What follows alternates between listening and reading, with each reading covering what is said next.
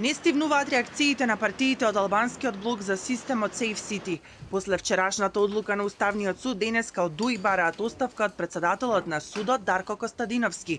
Оти ги надминувал надлежностите и брутално интервенирал во правниот поредок и во меѓуетничките односи во државата.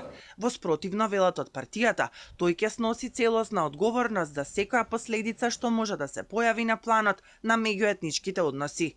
СМС пораките во рамки на системот Safe City треба да се испраќаат само на македонски јазик, додека може да се испраќаат и на англиски, но не и на албански. Тоа представува дискриминација и кршење на духот на Уставот.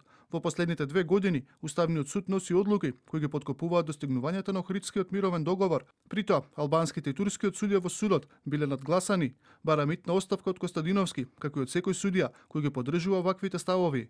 Во реакцијата, партијата упатува критики кон коалицијата Вреди, оценувајќи дека е коодговорна за како што потенцираат антиуставните постапки на Уставниот суд.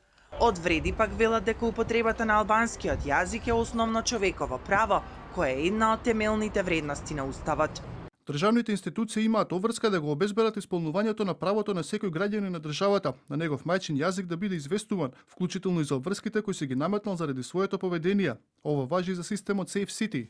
Инаку вчера Уставниот суд ги отфрли иницијативите со кои се оспоруваше уставноста на законските измени за системот Safe City.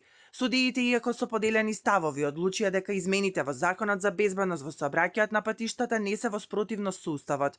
Се отфрлија иницијативите кои ја проблематизираа заштитата на личните податоци и приватноста, употребата на Законот за јазиците како и забелешките за нерамномерната поставеност на системот со образложение дека законското решение е во рамките на јавниот интерес за поголема безбедност во сообраќајот.